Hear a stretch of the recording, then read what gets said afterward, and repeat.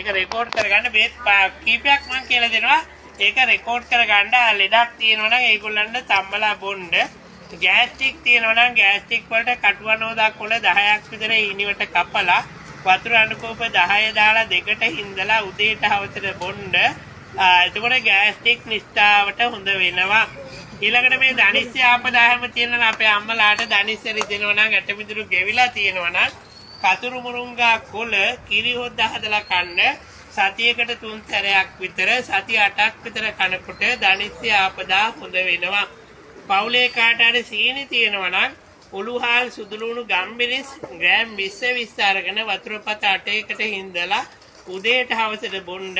සීනි නිස්තාවට හොඳ වෙනවා. මාස 2ක් බිව්වොත් සමහරට අපේ අම්මලාට ඒව සීනි 300ට වගේ එහෙම තියෙනවා නම් සේපාලිකා මල් මේ පැත්තේ තියෙනවද නැද්ද?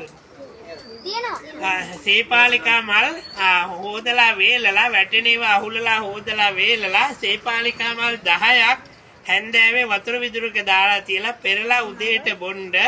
එතකොට සීනි සමහර 100ට වහිනවා. සමහර 200ට 300ට තියෙන ඇත්තෝ ඉන්නවනේ ශනික ප්‍රතිකාරයක් සේපාලිකා මල් වතුරේ දාලා තියලා පෙරලා උදේට වතුර ටික බොන්න. සීනි ඒකටවත් හොඳ වෙනවා සුමාන 2-3ක් බිව්වා නම්. ඊළඟට කාට හරි heart attack එහෙම තියෙනවා නම් හෘදයාබාධ පවුලේ කාට හරි හැදෙයි කියලා චකිතයක් තියෙනවා නම් ඔබතුමියට එහෙම නෙල්ලි තියෙනවා. අපිට නෙල්ලි ගස් විතරයි ගෙඩි නෑ.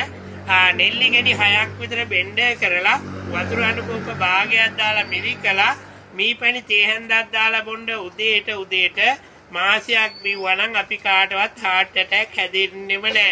heart attack හැදිලා තියන අය ඉන්නවා නම් ඒගොල්ලන්ටත් නෙල්ලි ඉස්මට මීපැණි දාලා බොන්න දෙන්න.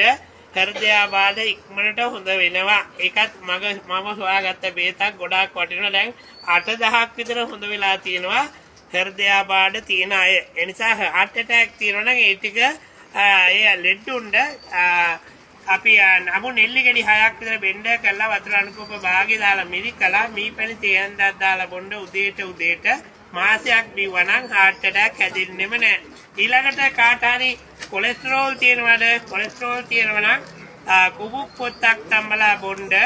සතියට එක දවසයි සති 3යි. කුබුක් පොත්තක් සමහරට මේ පතක් අරගෙන ඒක වතුර අනුකෝප 10 දාලා දෙකට හින්දලා උදේට එකයි හවස එකයි බොන්න. කොලෙස්ටරෝල් තියෙනවා නම් සති 3කින් නිස්තාවට හොඳ වෙනවා. ආයේ ජීවිතේට හැදෙන්නෙත් නැහැ. ඒ නිසා කොලෙස්ටරෝල් තියෙන අය ඉන්නවා නම් ඒම පාවිච්චි කරන්න කුබුක් පොත්තක් තම්බලා වතුර බොන්න. ඊළඟට කාට හරි අල්සර්ස් එහෙම තියෙනවා නම් මූල රෝග නැති කෙනෙක් නෑ. ගේ කුරුල්ලට මූල රෝග හැදෙන්නේ නෑ කියනවා. අපි මිනිස්සු වශයෙන් අපි කාටත් මූල රෝග හැදෙනවා. ඒගොල්ලන්ට කොහිල කරටි රතුළුණු ගොටුකොළ එක තැනම අරගෙන කොටලා මිරිකලා වතුර 3 කාලක් විතර දාලා මිරිකලා ඒ ඉස්ම හීනටි හාලෙන් කැඳ හදලා බොන්න උදේට අර්සස් නිෂ්ඨාවට හොඳ වෙනවා. මාසයක් බිව්වා නම්.